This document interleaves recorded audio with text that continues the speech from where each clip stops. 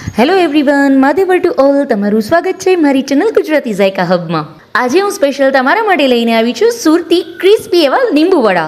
હવે આ તો વડા નથી, બટ એને પીઝાની જેમ પ્રેઝન્ટ કરેલું છે. એટલો સરસ ડિલિશિયસ ટેસ્ટ આવે છે અને એટલો સરસ લુક પણ આવે છે કે બાળકો અને મોટા બંને જોઈને વેઇટ જ નહીં કરી શકે. તો ચાલો ફટાફટ જોઈ લઈએ કઈ રીતે બને છે આ સુરતી લીંબુ વડા.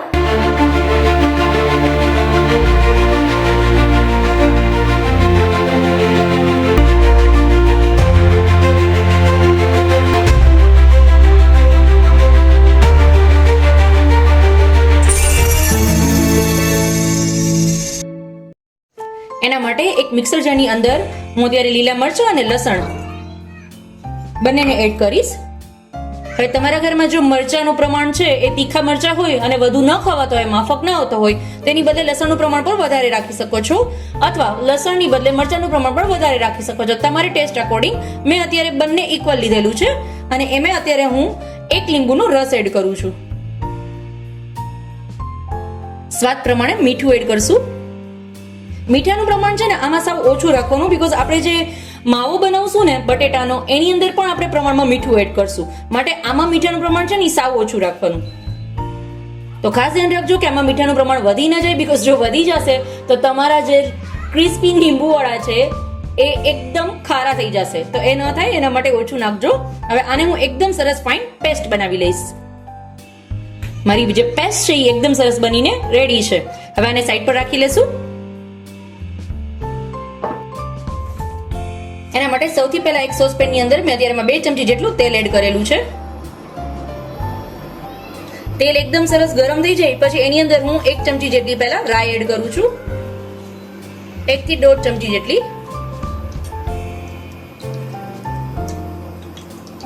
1 ચમચી જેટલું જીરું એડ કરવાનું. જીરું છે બિલકુલ સ્કીપ ન કરશો, બીકોઝ એનાથી એનો ટેસ્ટ છે એની સુપર બૂસ્ટ થશે. એટલે આની અંદર જીરું છે એ કમ્પલસરી એડ કરજો, સ્કીપ ન કરશો પ્લીઝ.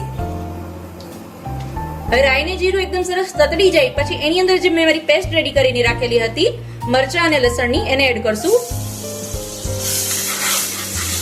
અને એકદમ સરસ તેલમાં પહેલા એને સાતળી લેશું.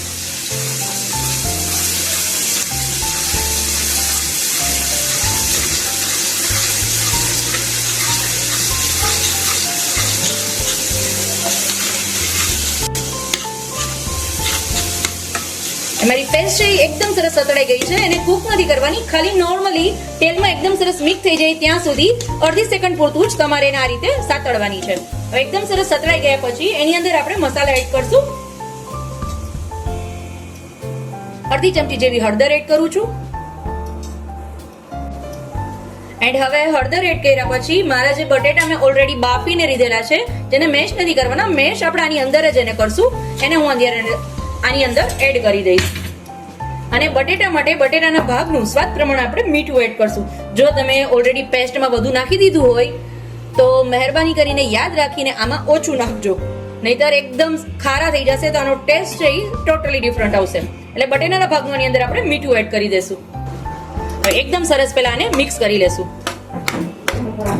બટેટા છે એકદમ તમારે છે ને બાફી લેવાના છે, બિલકુલ પણ કાચા ન રહી જાય એનું ખાસ ધ્યાન રાખજો. એકદમ સરસ બફાઈ જશે બટેટું એટલે ઈઝીલી મિક્સ થઈ જશે.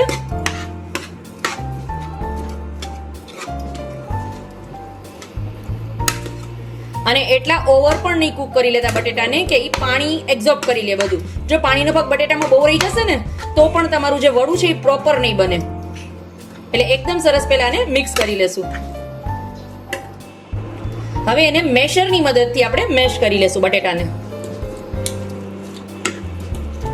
જ્યારે આ પ્રોસેસ તમે કરો છો ને ત્યારે ગેસનો તમારો જે ફ્લેમ છે એ સ્લો રાખવાનો, એટલે નીચે તળિયે છે જે તમારું જે સ્ટફિંગ છે એ બેસી ન જાય એના માટે ગેસનો ફ્લેમ સ્લો રાખી અને આ રીતે તમારે એને એકદમ સરસ મેશ કરી લેવાના બટેટાને, બધા બટેટાને. હવે મેશ કરીને આની અંદર હું એટલા માટે એડ નથી કરતી કે બટેટામાં પહેલા પ્રોપર એકદમ સરસ મારો જે ચટણી જે મેં એડ કરેલી હતી, જે પીસીને સ્ટફિંગ રેડી કરેલું હતું, એક રાઈ જીરું, મતલબ મારો જે તડકો વઘાર હતો એ એકદમ સરસ પહેલા બટેટામાં મિક્સ થઈ જાય પછી મેશ કરશો ને તો એનો ટેસ્ટ અને મેશ કરીને બટેટા નાખશો એનો ટેસ્ટ, બંનેનો ટેસ્ટ છે ને ડિફરન્ટ આવશે. જેને કહેવાય ઘરની હસરોટી, મતલબ કે ઘરનો જે ટેસ્ટ છે એ જુદો જુદો હોય. તો એના માટે હું કહું છું કે જ્યારે પણ તમે આ સ્ટાઇલથી વડા બનાવો છો ને તો આ જ રીતે બનાવજો. બટેટાને મેશ કરીને નહીં એડ કરવાના, બટેટાને બાફીને તરત જ આની અંદર એડ કરી દેવાના અને પછી મેશરની મદદથી ફ્લેમ ઉપર જ મેશ કરવાના. એટલે પ્રોપર બધો જે ટેસ્ટ છે એ એકદમ સરસ બટેટામાં એબ્ઝોર્બ થઈ જાય. હવે મારું જે સ્ટફિંગ જે રેડી છે, આની અંદર આપણે તીખાસ માટે મરચું, લાલ મરચું એડ નથી કરતા બીકોઝ આનો કલર છે એ મારે આવો જ જોઈએ છે, એટલા માટે મેં એની અંદર પેસ્ટ એડ કરેલી હતી. હવે એ પેસ્ટમાં તમે તીખાસ જેટલી પણ ઈચ્છો એટલી વધુ ઓછું તમારા અકોર્ડિંગ એડ કરી શકો છો. હવે ગેસનો ફ્લેમ બંધ કરી દેશું અને આને નીચે ઉતારી લેશું અને ઠંડુ થવા દેશું. હવે જ્યાં સુધીમાં મારું જે સ્ટફિંગ છે એ ઠંડુ થાય છે ત્યાં સુધીમાં આપણે ડોઈ લઈએ, બેટર બનાવી લઈએ. એના માટે અત્યારે હું ઘરનો જે ફ્રેશ ચણાનો લોટ દળીને, ચણાની દાળ આવે છે એને દળી અને એનો લોટ જે કરેલો છે એનો યુઝ કરું છું. તમે એની બદલે વ્યસન પણ લઈ શકો છો, બટ હું ચણાના લોટનો જ યુઝ કરું છું. હવે તમારે અકોર્ડિંગ તમે વધારે અથવા ઓછો તમે જેટલા પણ વડા બનાવ્યા હોય એ અકોર્ડિંગ તમારે લોટ લઈ લેવાનો. સ્વાદ પ્રમાણે મીઠું એડ કરશું, એની અંદર એક લીંબુનો રસ એડ કરશું એન્ડ જરૂર મુજબ પાણી એડ કરી અને એકદમ સરસ એનો બેટર બનાવી લેશું. બટ આ બેટર જ્યારે પણ તમે બનાવો છો તો ખાસ ધ્યાન રાખજો, બેટરની કન્સિસ્ટન્સી છે ને એ લિક્વિડ ના હોવી જોઈએ અને એટલી થીક પણ નહીં કે તમે એકદમ સરસ વડા બનાવી શકો. એટલે એની બેટરની કન્સિસ્ટન્સી છે ને એકદમ સરસ પરફેક્ટ માપની રાખવાની. તમને હું બતાવી દઈશ કે કેવું જોશે, પરફેક્ટ એ જ રાખજો.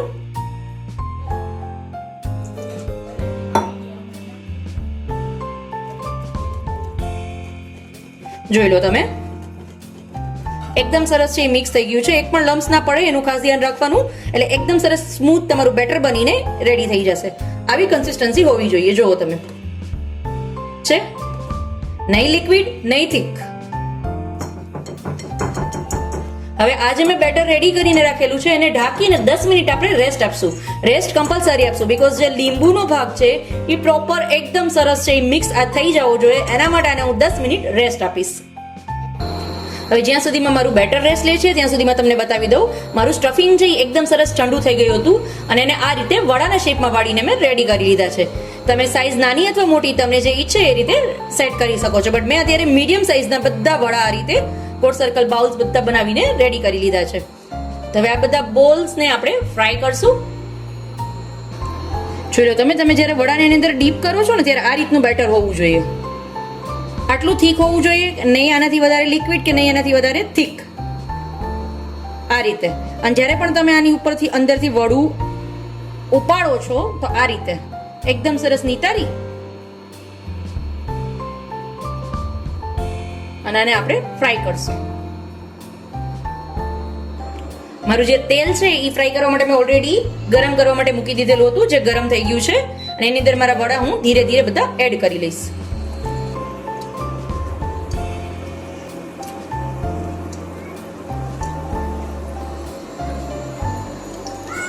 ફ્રેન્ડ્સ, મેં મારા ઘણા બધા વિડીયોમાં તમને કીધેલું છે કે તમે કોઈ પણ રેસીપી બનાવો છો અને રેસીપી બનાવતી વખતે જો એ રેસીપીમાં તમને કોઈ પણ પ્રોબ્લેમ આવે છે, ડિફિકલ્ટીઝ આવે છે, તમે પ્રોપર એ રેસીપી નથી બનાવી શકતા, કોઈ પણ સ્ટેજ પર તમે મૂંઝાવ છો, તો બિલકુલ મૂંઝાયા વગર એ વિડીયોની નીચે એટ એ ટાઈમ મને એક કમેન્ટ કરો કે તમને કઈ ડિફિકલ્ટીઝ આવી છે, કયો પ્રશ્ન તમને આવ્યો છે. હું એટ એ ટાઈમ એ વિડીયોની નીચે તમને હું રિપ્લાય આપીશ. એટલે તમારી જે રેસીપી છે એ બિલકુલ હું ખરાબ નહીં થવા દો, પ્રોપર તમારી રેસીપી બનીને રેડી થઈ જશે.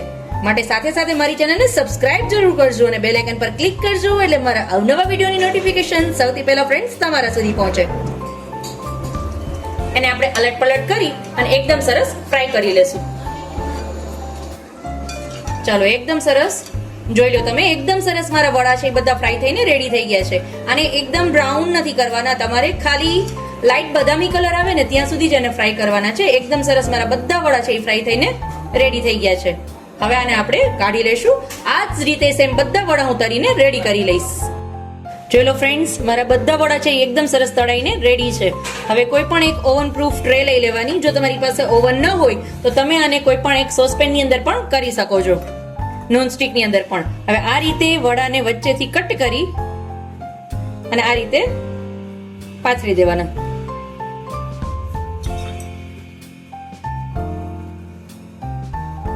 બધા વડાને આ રીતે પહેલા હું સેટ કરી લઈશ. એકદમ સરસ આ રીતે બધા વડા મેં વચ્ચેથી પીસ કરી અને ગોઠવીને લઈ લીધા છે. હવે એની ઉપર સૌથી પહેલા હું લસણની જે ચટણી આપણે રેગ્યુલર બનાવીએ છીએ, ખાલી એમાં મરચાંનો ભૂકો અને મીઠું બે જ વસ્તુ નાખીને એકદમ સરસ એની ચટણી મેં પીસી લીધેલી છે, એનાની અંદર ઉપર હું એડ કરીશ. તમને જેટલી તીખાશ પસંદ હોય એ પ્રમાણે તમે એડ કરી શકો છો.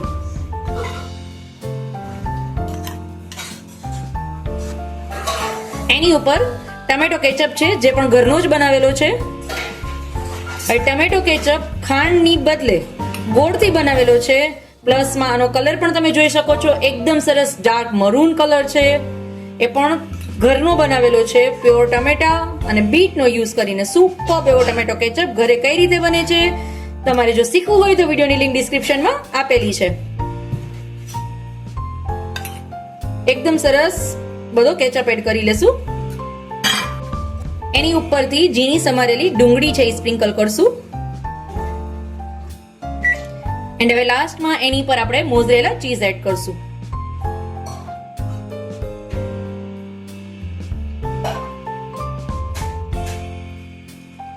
એન્ડ આને હું 180 ડિગ્રી ઉપર 1 થી 2 મિનિટ માટે ચીઝ જ્યાં સુધી મેલ્ટ થાય બસ એટલું જ આપણે કરવાનું છે. વધુ પડતું આને ઓવરકુક નથી કરવાનું, ઓવનની અંદર પણ નહીં અને જો તમે કોઈ સોસપેનની અંદર કરો છો તો એમાં પણ નહીં. તો ચાલો આપણે આને 180 ડિગ્રીઝ ઉપર 1 થી 2 મિનિટ માટે બેક કરી લેશું. લુક એટ ધીસ ગાઈઝ, એકદમ ડિલિશિયસ એવો લુક. મારું ચીઝ છે એ બધું મેલ્ટ થઈ ગયું છે. હવે એના ઉપર હું દાડમથી છે એ ગાર્નિશ કરીશ.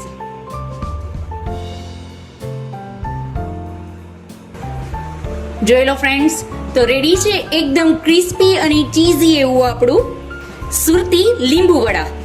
તો જરૂરથી ટ્રાય કરો, એકદમ સુપર ક્રિસ્પી એવા ફટાફટ બની જશે. તો ફરી મળીશું આવી જ રીતે એક અવનવી રેસીપી સાથે. ત્યાં સુધી આવજો ફ્રેન્ડ્સ. મહાદેવર to all.